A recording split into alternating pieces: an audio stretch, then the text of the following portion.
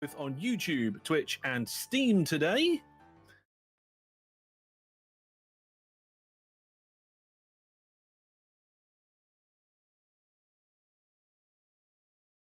So if 250 under. 250. Yeah, I'll have to talk about this as we're playing, because 250. Yes. Wow. Okay, that is different from default. Okay, they've reduced it. All right, so it's a really there's not that many small towns out there. So we have to choose a starting town. There's 181 towns in the game. We are playing version we are playing version 15. We didn't know what version it was going to be. Oh, I forgot it. What was it? 250. Okay. So the smart one would be to go for Sonningbury, which is currently at 248. But the downside to that is everybody's going to go for Sonningbury. So I'm thinking I might go down the list a little bit and then like try and see what one I can do. Right. Okay. So that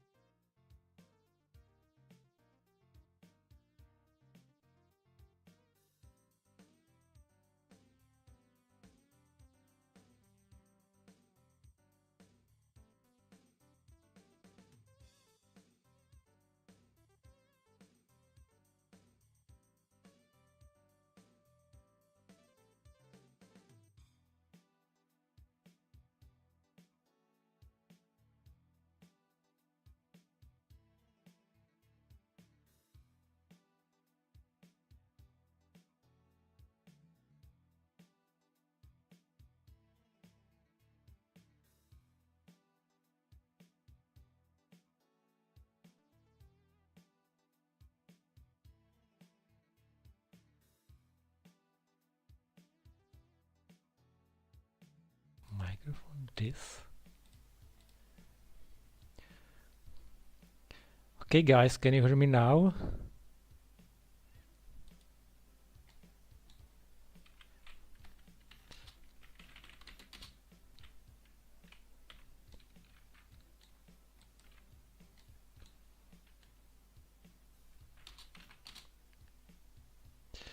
And we have a problematic player around here.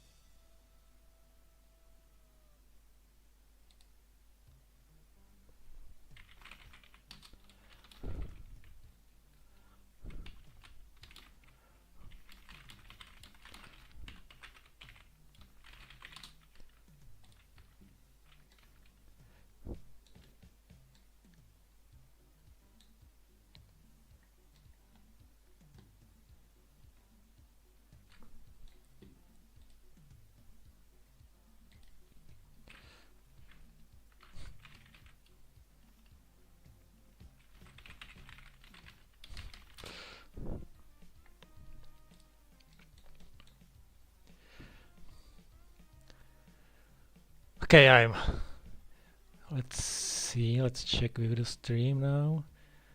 Right, okay, my mic is on. That is so funny. I had the mic, well, actually the mic was okay. I just set up the audio wrong in the OBS, so no voice was transferred. That is classic. 1 hour of talking and nothing on the stream. That's just nice. So basically unwatchable first hour, because you would just see me moving around the map mindlessly.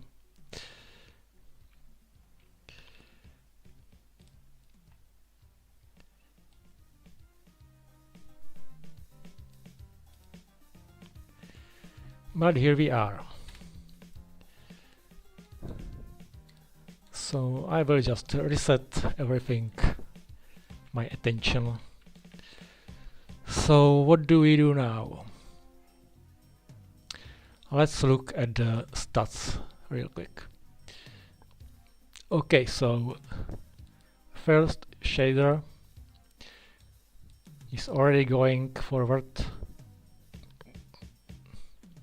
You can see FB here. This means fun buildings is on, so we have another idiot. Okay.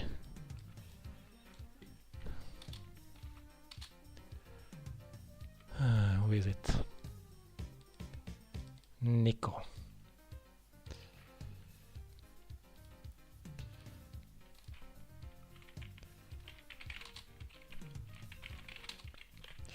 I will just try to bend this guy real quick. Okay.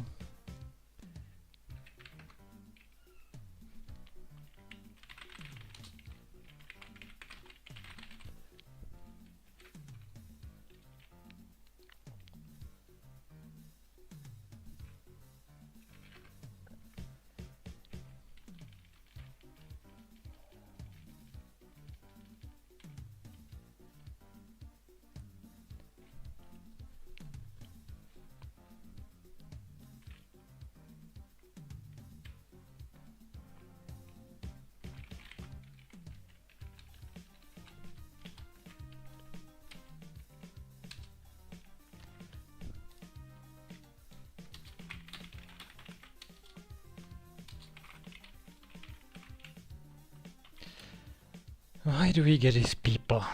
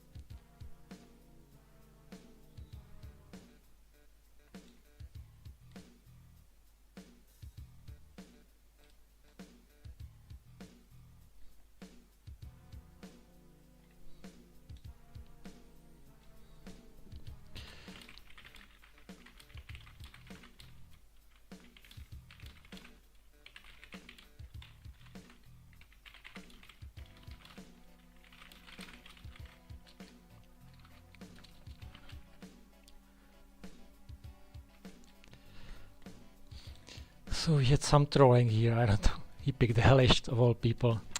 This is so annoying. But what can you do?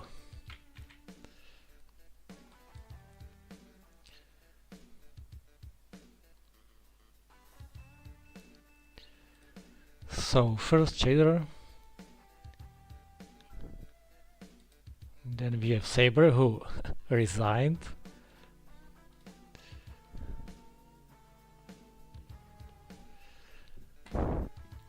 But he's still on the second place, and then we have Jamal, the pizza guy, who's coming third. Seems like he's stabilized. Yeah, pretty good money. That should enable him to advance further.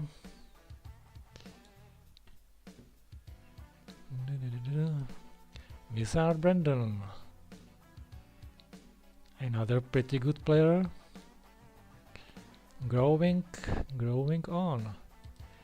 On the 5th place, Hellish, Master Hellish, who was probably slowed down by the trolling from some not very nice guy, who's been taken care of now. And then over 1000 there's also Notislav, Polish products. Seems like another company. Oh, not very good income, okay. But growing a little bit.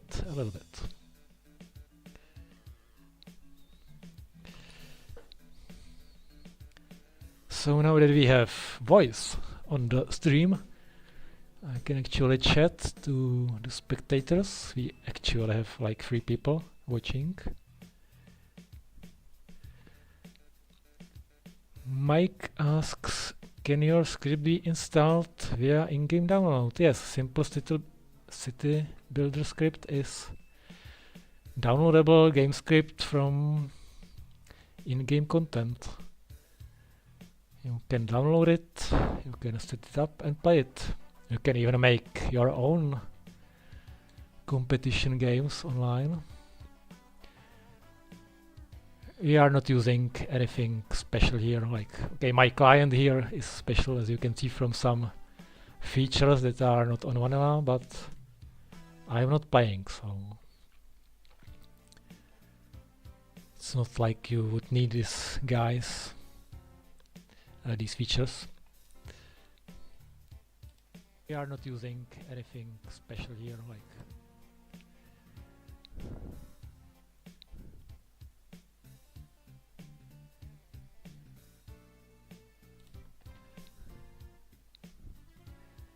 Is it open source? Yes, every game script is basically open source because it's text file with code.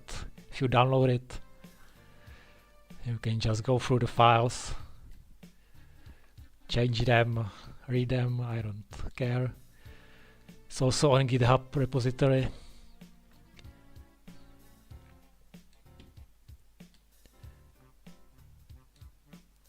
Which is the same as you can download in OpenTTD. So what could we look at next? Let's look at the map. It's actually not so busy, not much thing happening. We have some new tracks, but in reality most of the companies are actually sourcing everything locally, it would seem, or as we discussed when we weren't discussing loud. You would heard me discussing that most of the players here just didn't make any good income, and now they have trouble expanding. Let's look at the company stats overview, and here you can see it. It's like dark green is under 100,000. Master Hellish is struggling. Second time lucky Saudi struggling.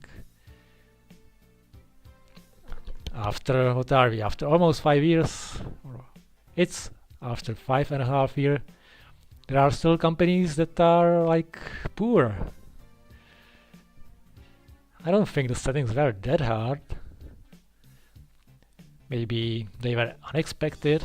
Maybe some people really joined a few minutes before starting and didn't have enough time to just get a feeling of it.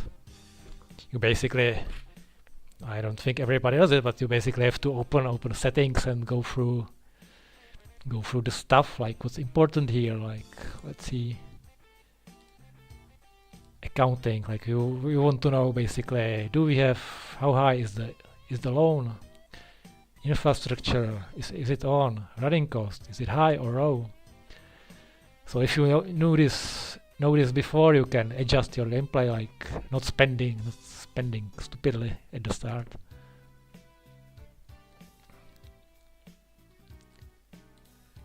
And then you can check plane speed factor. So do planes make sense using them at all? Like 1/4 is pretty good. It's actually standard. What else do you want to know? Usually limitations. You want to know how many vehicles you can build, what's the station spread, train length, and so on. So it's always good to check if you're playing on like server you don't know. Yeah, authorities could be checked. Noise levels, town growth is important. Road layout may be a factor in the game. Also important is growth speed is good to know. Can towns build roads is important, because if not, you have to build them yourself. That also applies to cities. If you want the cities to grow and supply more passengers, you need to build some roads for them. Industries, yeah, this is important settings here are can you fund your new industries manually or not? Here you can, but it could be disabled, or prospecting could be on. Multiple industries per town can be important. So usually we want to check if you're playing online on a server you haven't played before. It's good to check the settings.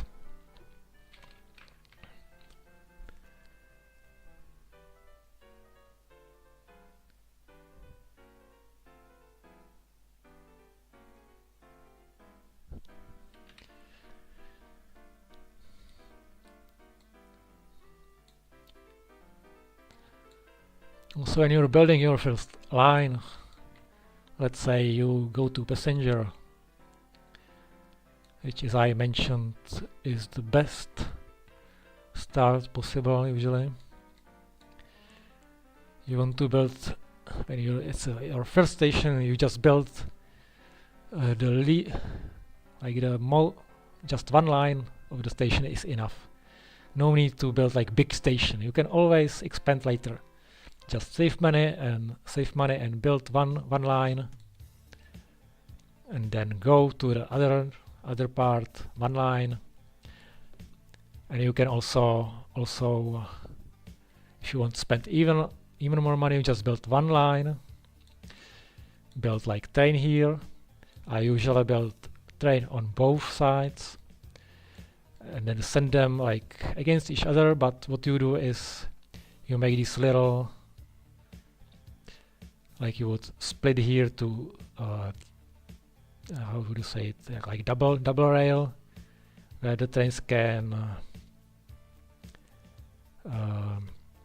you know what I mean, like just don't get in their way. Like each train has their own rail track for a bit, then they go again just one line, then you just make these detours, like these sections of two-way rails, like every now and then. Like for this length you could make it like four sections, then the trains have space to avoid each other, and you can expand to full two-rail line later.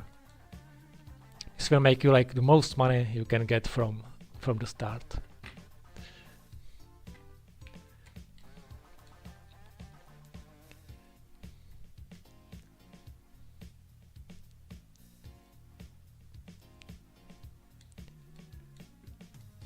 So as I saw here in the corner, Shader is already funding coal mines. As you can see here, or there was like maybe 1 or 2 initially, but now he funded many more. Let's see, you can see the owner. It's always not available, but these industries were definitely funded by Shader. You can see here it will be in other expenses, so like 50 million, 40 million.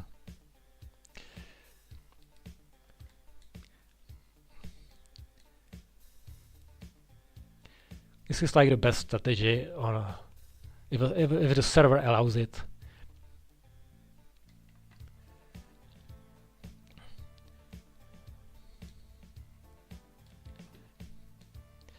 So Shader is really playing it like in the old days, back when, I don't know if any remembers the old servers. I started playing multiplayer on Luukland servers, which they used patch server. Back then there was no game scripts. It was in 2010, like 16 years ago. And they had this goal system with different goals like company value, annual income, and Citybuilder, which was basically the most popular thing ever.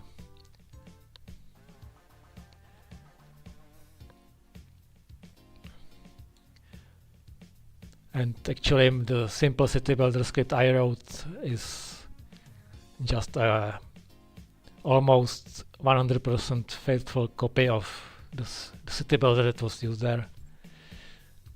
You just had to wait some years before the OpenTTD incorporated a game script system. So it was even possible to make such thing. I think game scripts were introduced somewhere in 2012 or 13. And the functions that actually enabled Citybuilder mechanics was maybe 2014. Something like that, I don't exactly remember.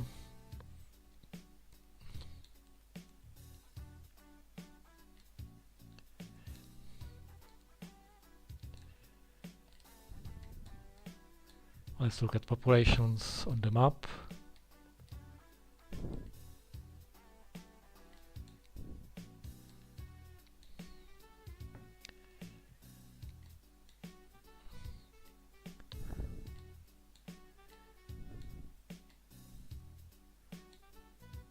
So Shader is 7,700, almost 800 already. I think it will just grow exponentially now. Here red is almost 2,000, blue is over 1,000, gray, or actually it's dark blue.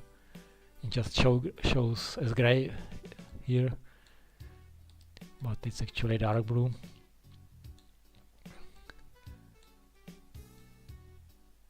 Pretty good. Yellow master hellish 1,000. Then most of the rest is just below 1,000. So we are like in half of the game, so there is still a lot of time to grow it decently. But it will be quite hard to surpass White City. Maybe DP will still have some chance to do something. Is he growing? Yeah, we are growing. DP in pink company is growing pretty well. I would say most of the time he's growing, but the houses are just not there.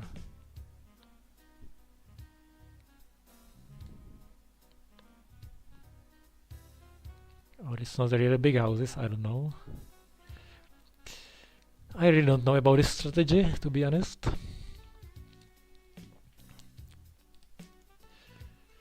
So one thing that we can also look at is we can watch the companies and what they're doing.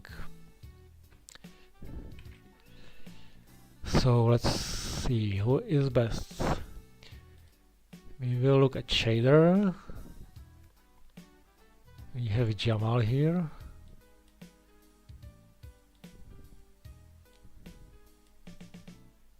Wizard Brandon.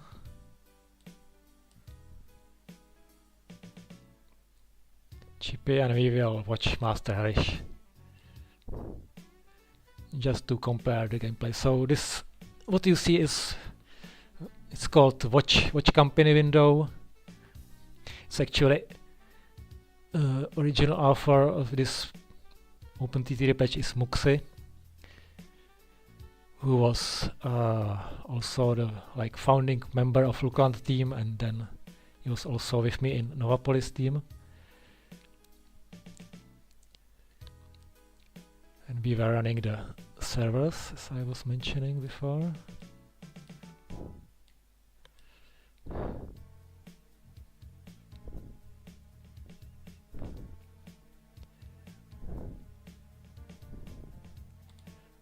I can zoom in those windows, but never mind. So how this works is every time the player makes an action, and it has to be action that has impact on the map, like building something, purchasing vehicles, or I don't know, funding buildings in town. Like things like just scrolling around and chatting isn't really an action. So if player makes an action, it gets shown here, and it shows the last place on the map where the action was made. So you can see like he is building here. Here there is no action, or he is making actions that just have no impact on the map, and so the other guys. But whenever they build something, we will see moving the map here.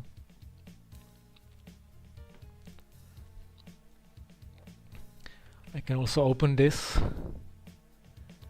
and here in the clients column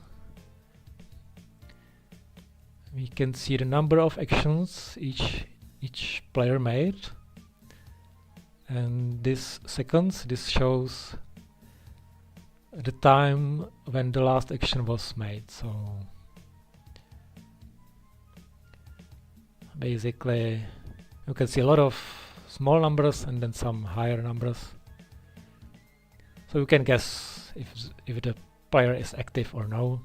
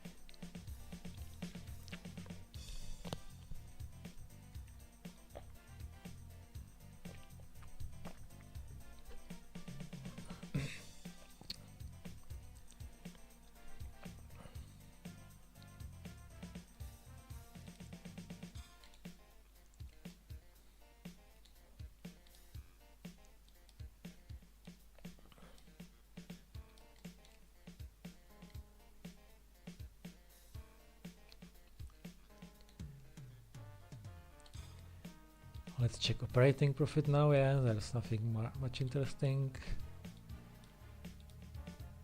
White company going up. Then on second place we have Still Saber. I will just keep his company. It might come in handy. Then we have DP and then the rest. Still no one is above million in quarter. Seems like someone could use a tutorial for making income. I guess Master Hellish would have some.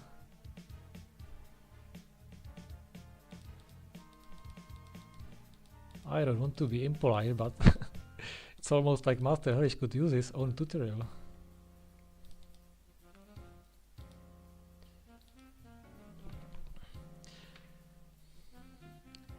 Because right now, unfortunately, it seems like most of the city building is limited by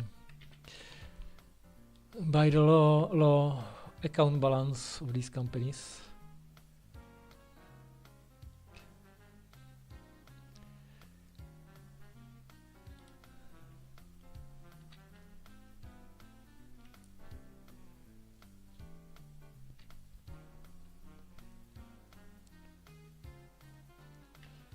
Rasta has some problem. Let's check Rasta.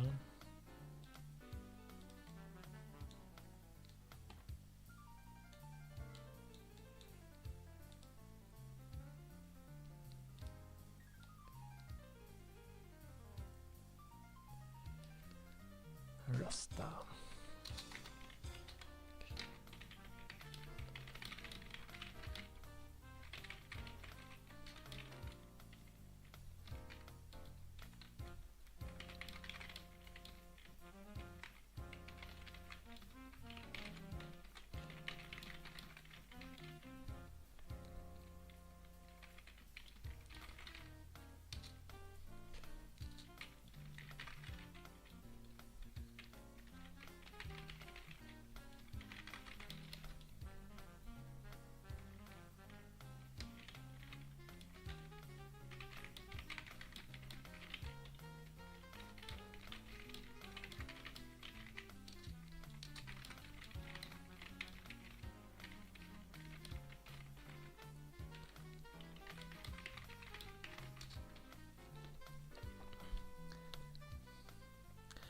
Yeah, so what's probably happening? He's talking that houses are being removed. What's happening is that there is a setting in GameScript enabled where if the town is above 500 population and cargoes aren't supplied properly, where is it? Rasta. Which means if the cargo is supplied less than 25% of the required, if any is supplied less than 25%, then the town will shrink or remove house. By random, it might not happen because it might not find the house, but usually it does. And it will remove randomly some house. So it's really important to have continuous supply with the required cargoes. Otherwise, one would be just stuck at this like eternal slumber.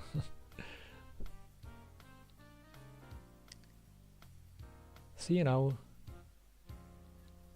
Rasta hasn't supplied passengers, and here we can see total house is demolished. It even counts. I forgot it counts.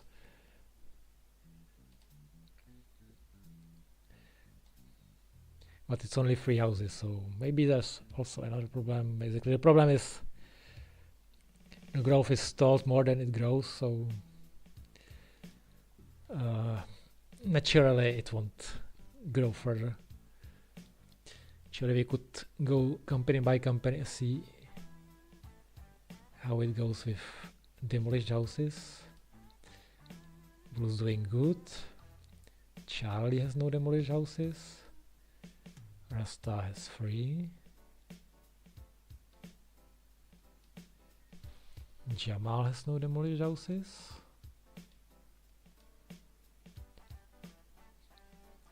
Polish products. Unfortunately 4 demolished.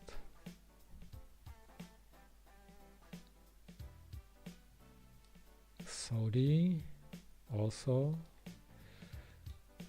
has problem with demolished houses. Quality shipping, it's Kevin. Kevin is okay. Oh, Halish has 6. He has the most demolished houses of all so far. Yeah, Citybuilder isn't easy. Even for professional players. Wizard Brandon also 6 houses. Yeah, the bigger the town is, the more you need, and if you haven't prepared enough infrastructure, it just happens. It will just oscillate between some population until more cargo is sent.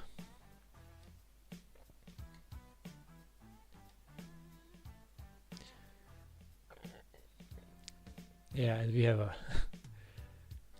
train crash here. Well, it happens. Where we ended? Ratchuk, nothing. Yeah, Saber has more because he left or abandoned this company, so basically it will only shrink now.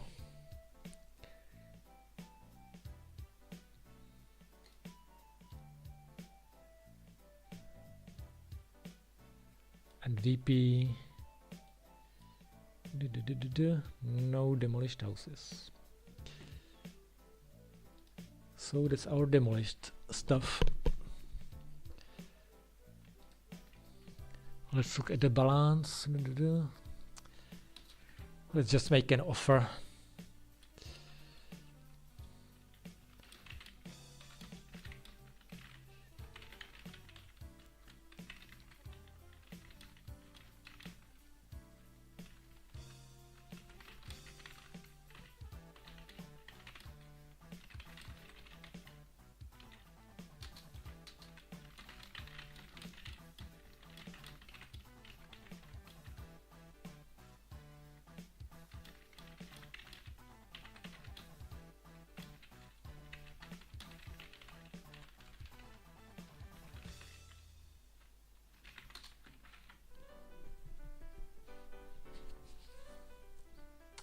Although can I actually?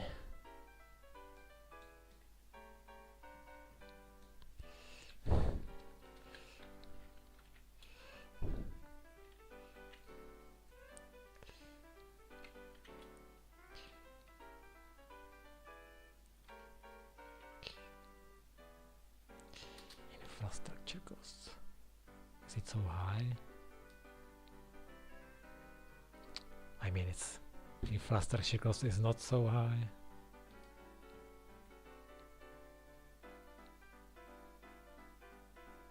Saber's shrinking.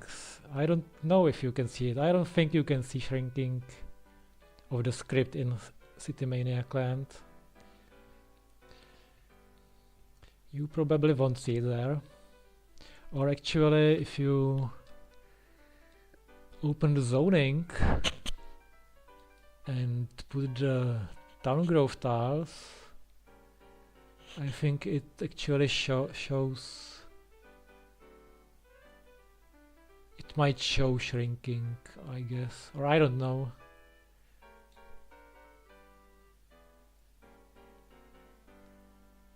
But if anything shows shrink demolished houses, it will be this.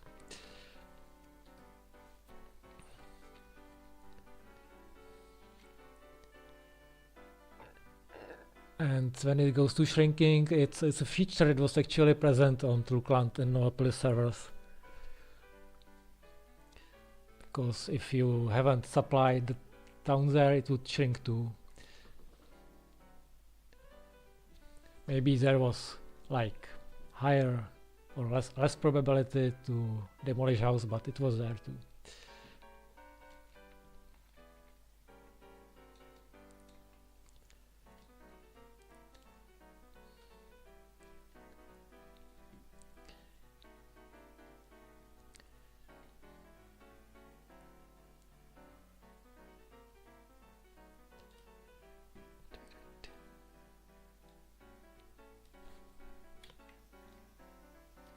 Seems I could adjust the chat window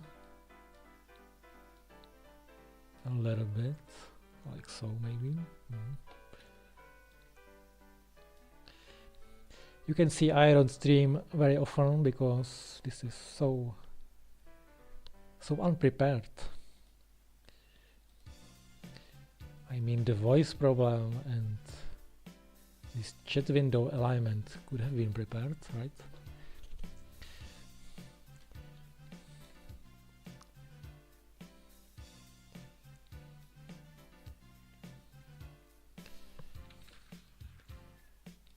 But this is just for fun for me. So, what's the stats? Yeah, we are growing. You can see the company setup are starting to grow more and more. Let's go through the towns. Yeah, this is huge already. And this is only starting, I think. If shader doesn't make at least 50,000, then it will be embarrassing. Let's see, buildings are funded. I wonder if he's also using power funding. This is a very powerful thing for Citybuilder. Here in a Citymania client, you have a button for it. So you just don't have to care, but it actually can be done even so. You just have to like, what is power funding? Actually, it is every time a house is built, there is a counter, which is one of these numbers.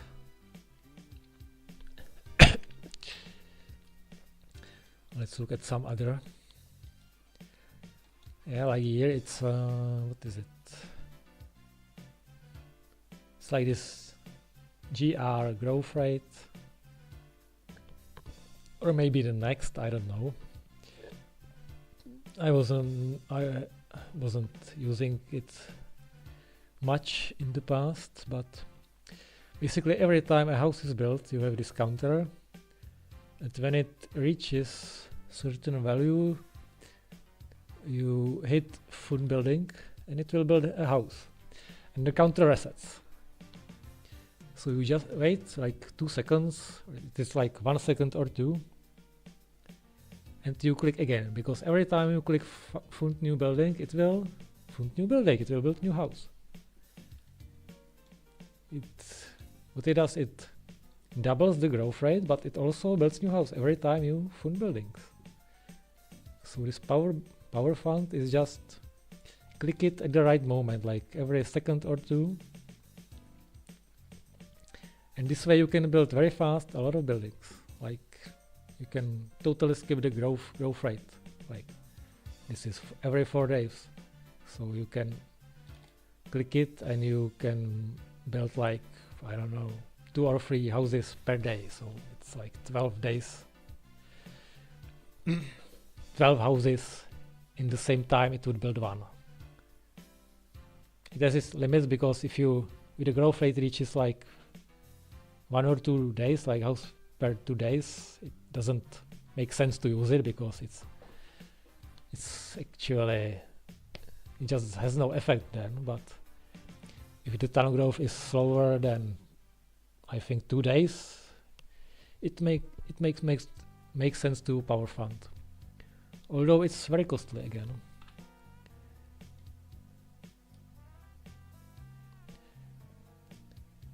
So it's not costly for shader, but if you run shader, it's costly. Like, let's see, DP. Yeah, it seems like DP isn't playing at his full.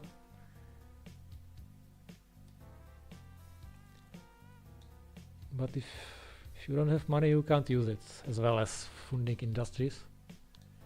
Let's see what, yeah, it is like tons of new industries, and when it comes to goods, there will be also a lot of farms. Well, let's watch if we have clusters of farms already. Yeah, funding farms here.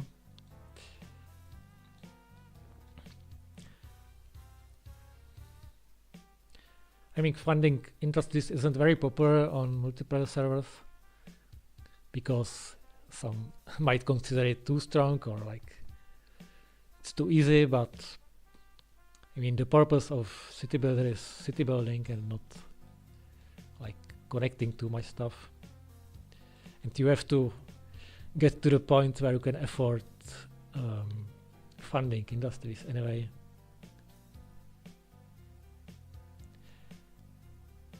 If it wasn't possible in this game, you would have to basically just connect everything, and there's not even enough industries to grow it to, I don't know, like 100,000 population. I don't think we will see 100,000, but we have like 4 years to the end. Hard to predict.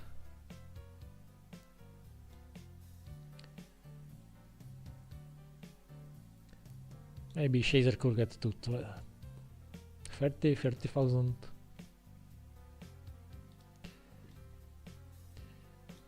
We will see, but what the other players are doing.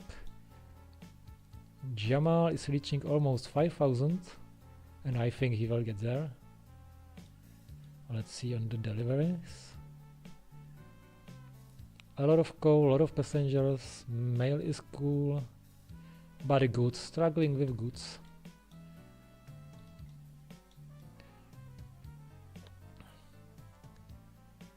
Where are the goods actually? I don't see no goods. Oh, he's mixing up the goods with passengers, and he has only like 4 trains. That's not enough, and mixing it with other cargo is like, it will clog the station.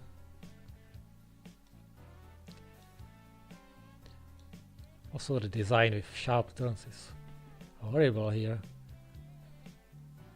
It slows the trains at the entrance of the station.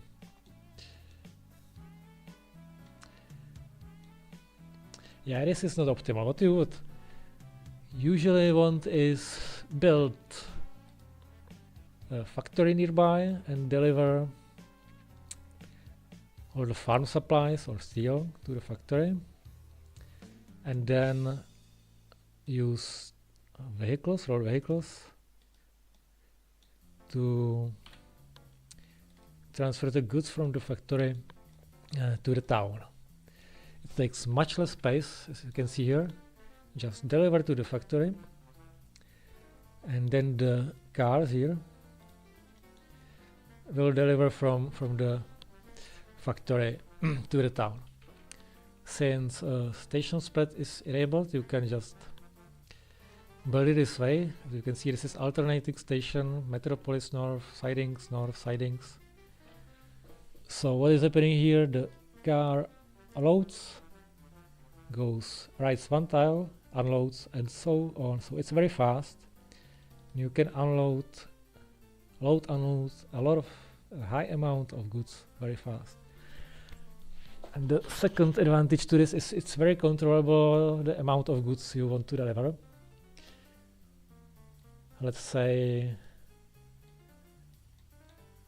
like he's at 2020, and if you want, just as the town grows, you want to add more, so you just add more, like 2 vehicles, and it will adjust to the amount you need Because if you would do it with trains, like the train has, I don't know, 360 units of goods,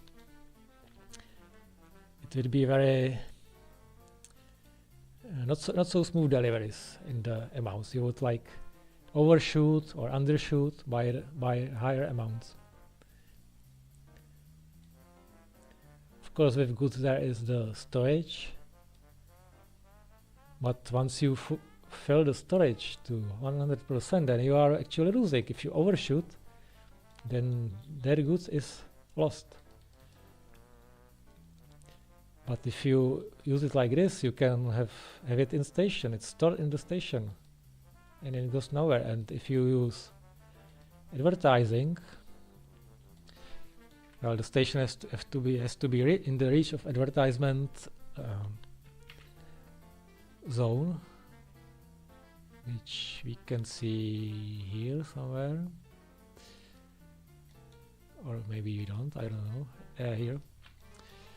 So if you use large advertising, every station in this area, in this big rectangle, it will increase its rating to 100%, and if I remember correctly, if the station has a rating for the cargo above 66% or something like that, the cargo never decays. So you can use it like storage for next month, which is very useful.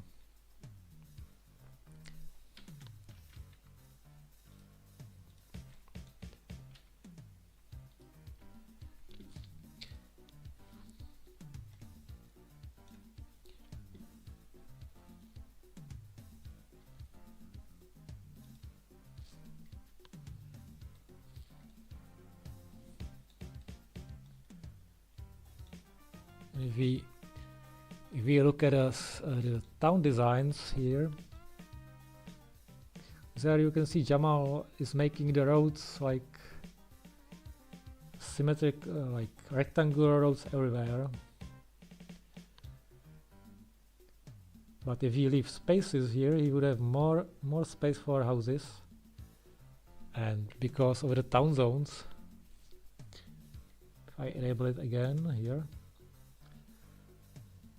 if we remove like these roads, so we had more space for houses, then there will be more houses in the red zone, and the red zone is where the best houses are built. Like, let's look at shaders.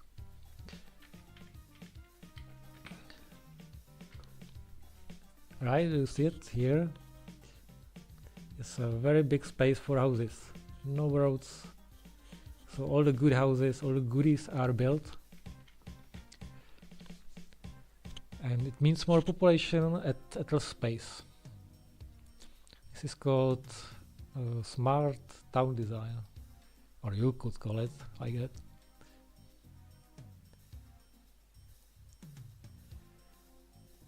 So Jamal, he's making a good job, but certainly he could improve on town design and deliver goods to separate station.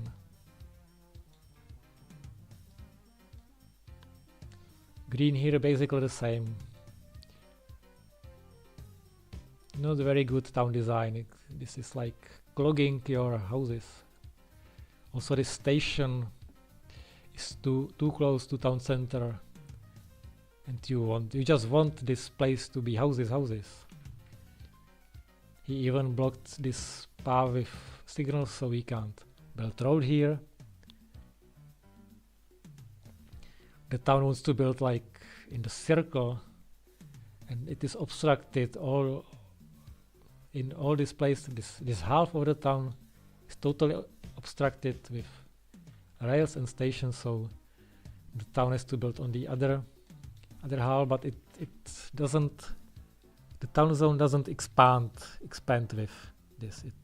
It's just circles, so he's basically robbing himself of this juicy space.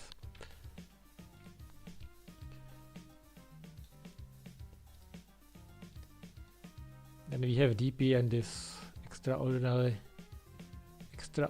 stuff. I don't know, this is just some kind of flex right now, I think. I don't think this is shared city building.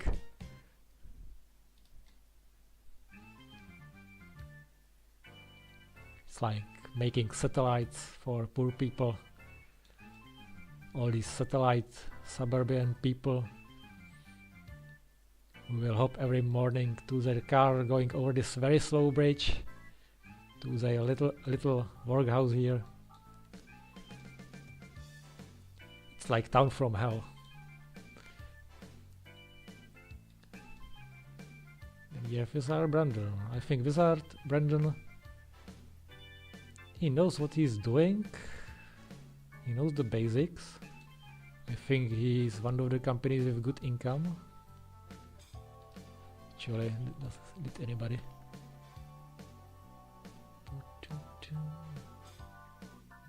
Did anybody else interested in the money? Doesn't seem like anybody wants the money.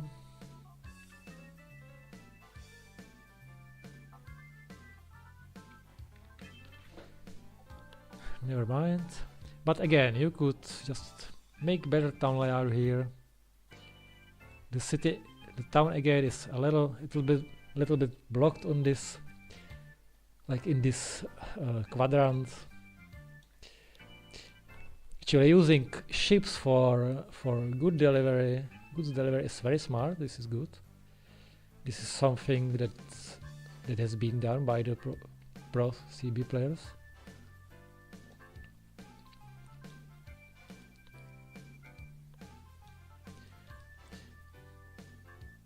I think this town has potential, but it would be even more potential if some of the roads were removed.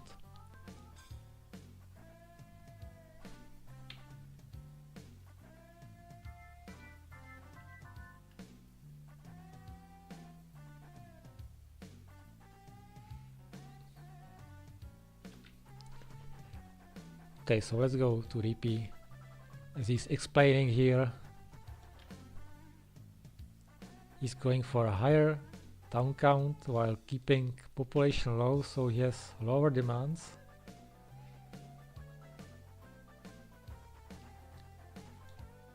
Well, that's very nice.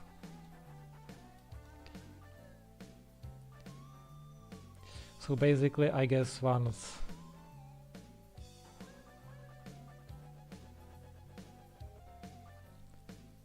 he has enough houses, he will just remove these bridges and grow the town in the middle, but it will grow very fast by then, because the growth is dependent on the house count. And I'm curious how it will go.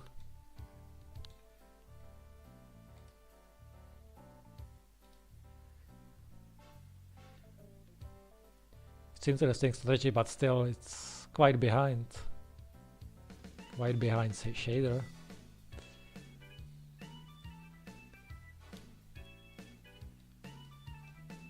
And next we have Ratchuk. Yeah, it's like copy and paste these these other towns. Like the design again could be better. Sort of blocked here.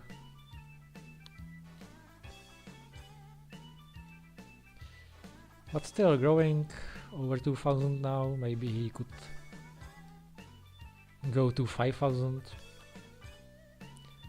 Very good. And then we have Hellish. Is he actually in the money now? Well, barely. It's over 1,100.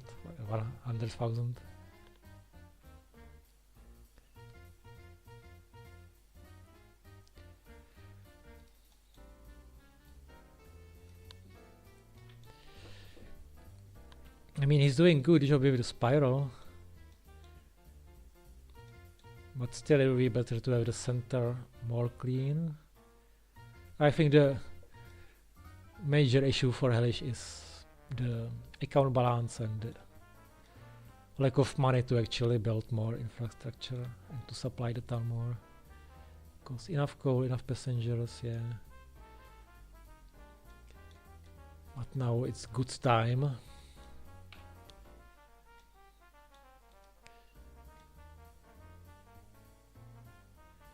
Needs more goods.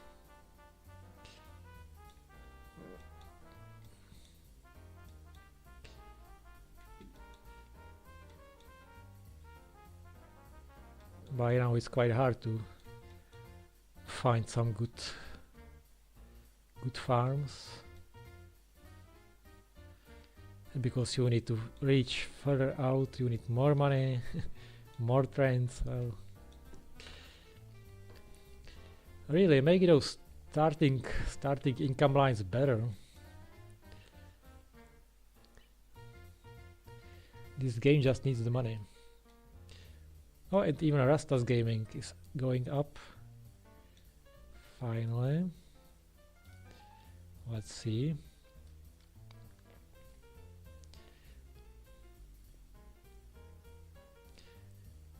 Do we have steady supply? Passengers? Just barely. And goods, yeah.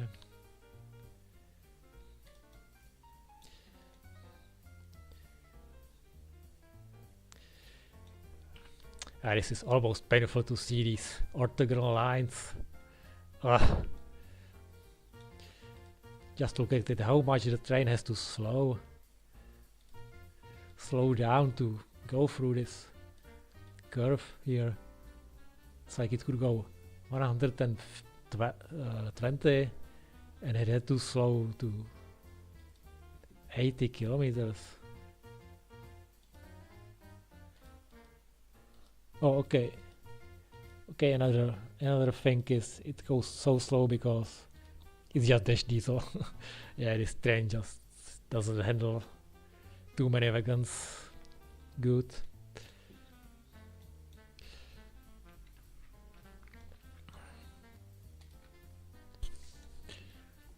Strange impacts, you say?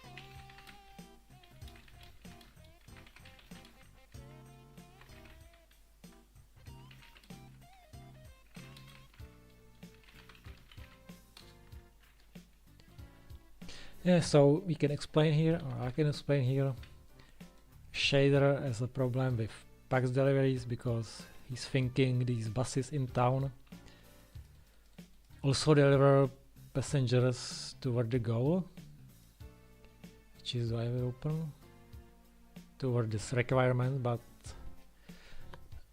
one of the more recent changes in the game scripts actually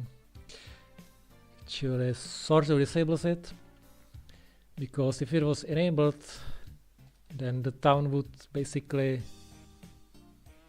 deliver all its passengers from within itself. You can see, like, here we have can use 2000 passengers from the town itself, and the requirement is 3000, so it will be only 1000 externally. So these bus deliveries are very strong. So I used a mechanic to disable it, which is basically how this works. These deliveries is, you have a monitor and you monitor the incoming town, the incoming cargo to the town, but you can also monitor the cargo that is picked up within the town. So that's exactly what it's doing here, is that the script monitors the passengers and mail that is picked up in the town and simply subtract it from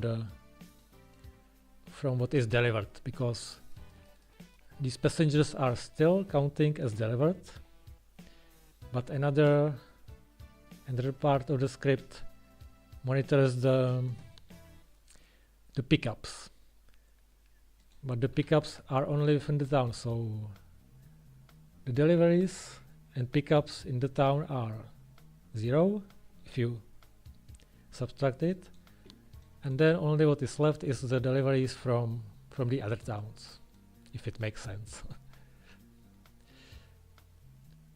The one downside is, but it's not really a problem in Citybuilder, the downside is if you would deliver passengers from the town to some other town, like if these trains didn't have unload and leave empty, but if they had full load again, so you would maybe want to maximize the income, but you would waste time. But if anyone would do it, then you would pick up the passengers and basically you could go to 0 with this. Like, even these deliveries wouldn't count if somebody would pick up the passengers from outside the town and deliver to other town. But it's not something a sensible person should do. I might check if some other people are actually what they are doing. Yeah. For example, Rasta's making it wrong here. He delivers, then he picks up, so he's losing some passengers here. I mean, you wouldn't know about this unless you read the game script changelog. But that's just part of the skill, the knowledge.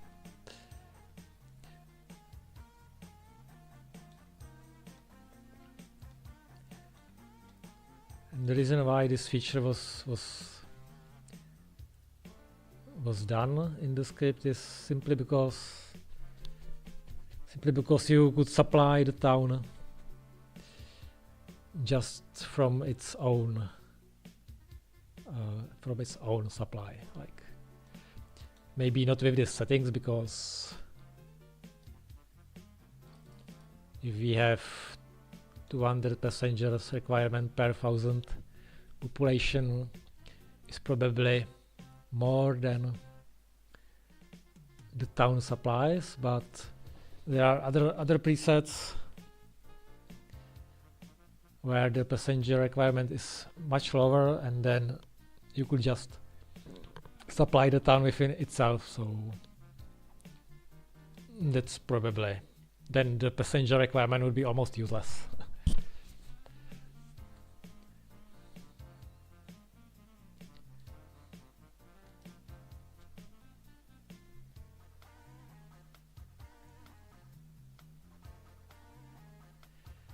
Yeah, Mike, that's correct. In this script, I don't know what other scripts make, but in this script, you do not want to transfer cargo outside of town. You just want to deliver into it. Just a black hole. I mean, this subtraction is only enabled for passengers and mail, so you could in theory deliver any other cargo outside of town, but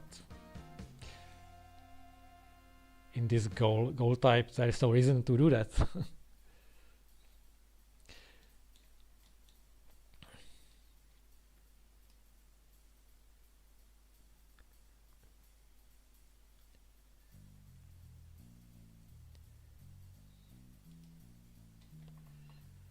Seems like it was a feature that was a little unexpected for some, and it hinders the progress a little.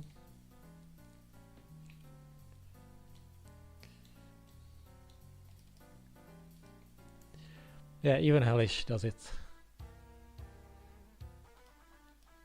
Luckily it's not full cargo, and usually the station where you unload the cargo doesn't really supply much.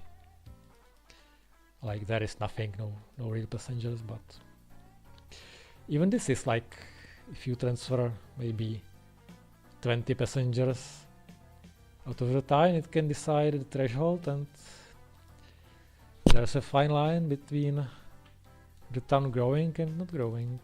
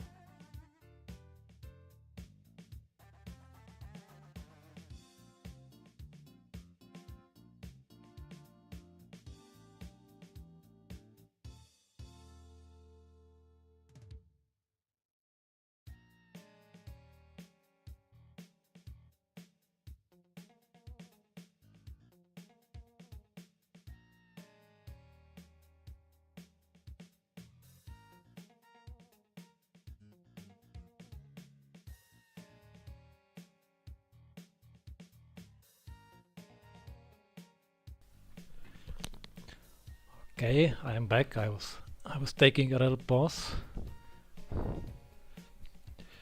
But I am back and we are going to finals. Actually, it's like last year already. It's almost like last year, so let's see. We have Shader first with 23,000, DP second with his ultimate strategy, almost 11,000, and third Jamal, 4,700. Still not over 5,000. But Wizard Brandon is attacking. Maybe we will have battle for third place. I don't think DP can catch up to Shader now, because the time is almost up and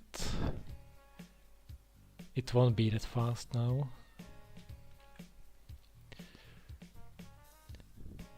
The others also grew up significantly. Oh my god, I totally forgot. I have this graph which shows population in claimed towns. Oh my god, this should have been shown earlier. Yeah.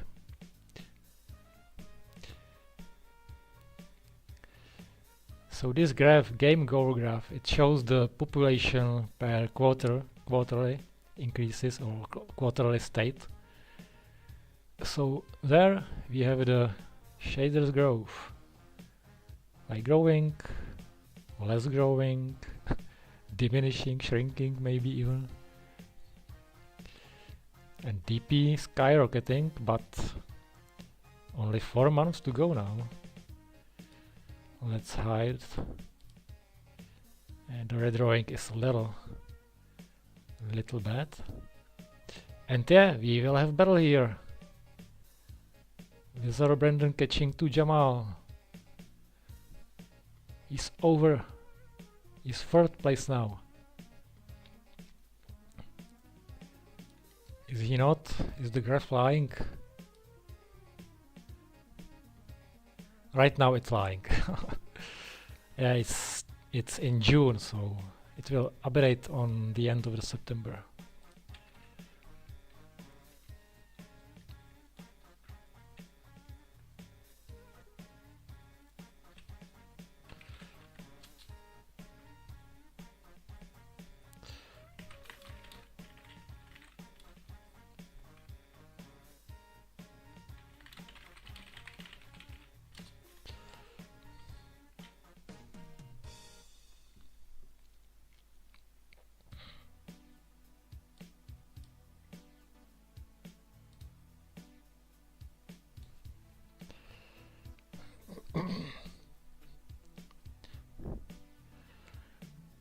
Let's leave this graph open.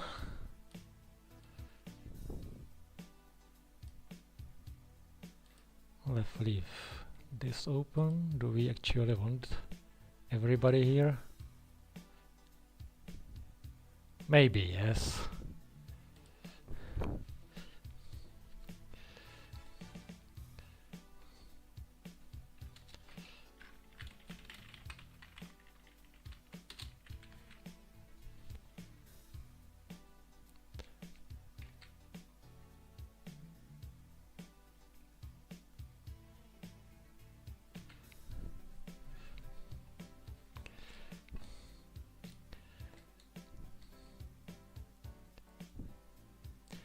In the end, we have some big cities, big towns around here. Shader, DP, Jamal,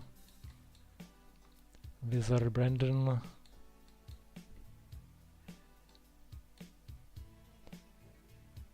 even Hellish. I'm forgetting the green. Notislav. Cool name here. Rasta's got over 2,500. Chippy McBitty, Ratchuk, Kevin 1000. All in all, it's very good. Maybe with the setting where I mean the settings, I don't consider them especially hard, but I was used to play on harder settings, so maybe just my feeling, and if there would be another event in future, I might use standard difficulty settings or something like that. But at least we have no breakdowns, right? That's a bonus.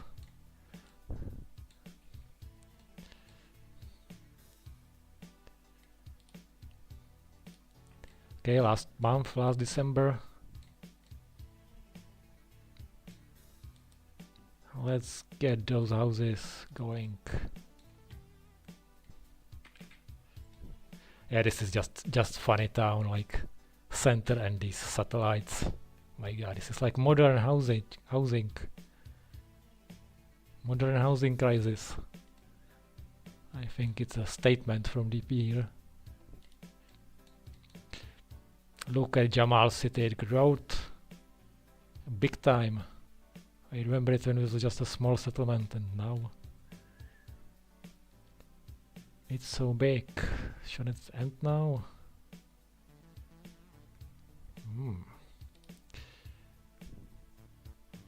I thought it should end now.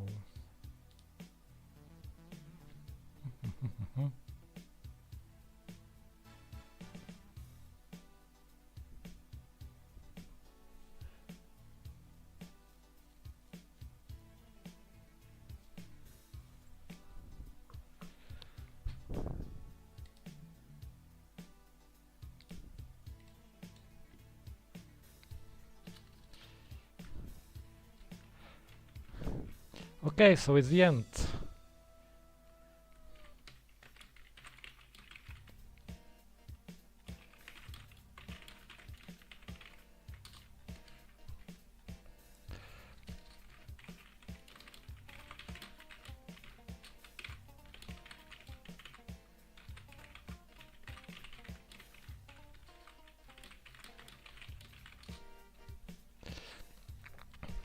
So the game ended.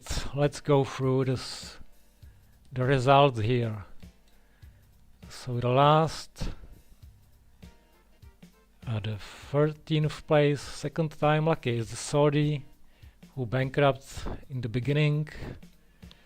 So he had his second try and finished with 601 population. Next is 12th place, Last Chance Pixie Company, with the little rail cage around the town, 620. Then we have the resigned Saber Company, even though he left after like 5 years or something, 1000 population, 11th place.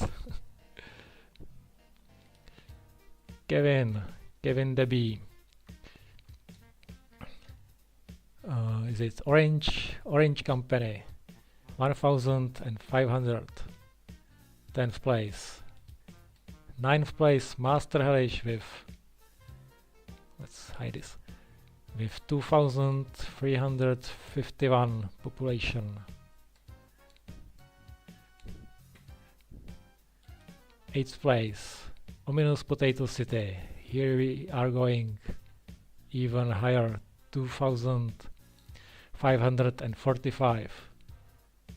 6th place, Notislav Green Company, 2901, almost 3000. Ratchuk, 5th place, 3091. 4th place, these are Brandon's Dark Blue, 4434 population. And middle places, Jamal the Pizza Guy, 7834. Very good. Then we have DP, the owner of Citymania servers, 10,438 population, second place, and then the shader in white company, first place, 40. In the end of the year, this is what we are counting, 31,558 population. Very good. Congratulations to everyone. I hope you had fun playing this city builder. Maybe there will be some other event in future, I don't know.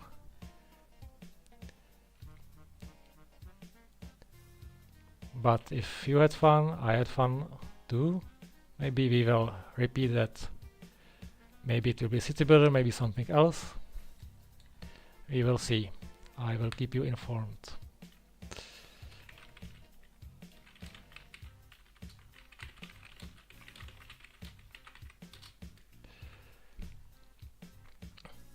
Let's just have a look at some final stats. So this is the annual awards. We had some companies at the beginning, alternating, and then it was all shader transport. Let's look at the top 3 details. So what we have here, 600 houses. Town was growing 77 months out of 144. That's over half. Anything interesting? Town was funded for 63 months. A lot of money was spent for funding. Second was DP. And let's also open Jamal.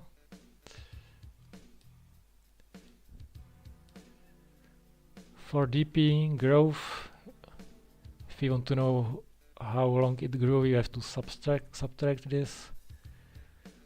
So it's almost 80 months growing. Actually very similar to shader here.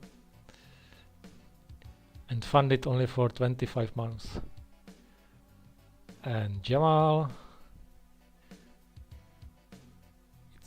he grew for, let's see, like 80. Am I counting it right? Yeah, 80. No. Yeah, right. Over 80 months growing, so very similar growth length for everybody here in the top 3.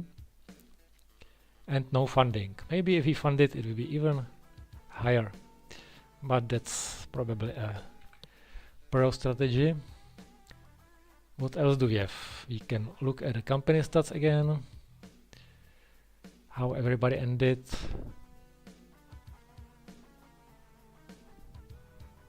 Yeah, it's probably not so interesting. Operational profit. Yeah, shader like. It was not a company profit game, it was city builder. But you just need the money for city building if you want to grow it high. So that's not so interesting, and let's look at the city builder or like the town population graph. Shader company on or no? Do I have to?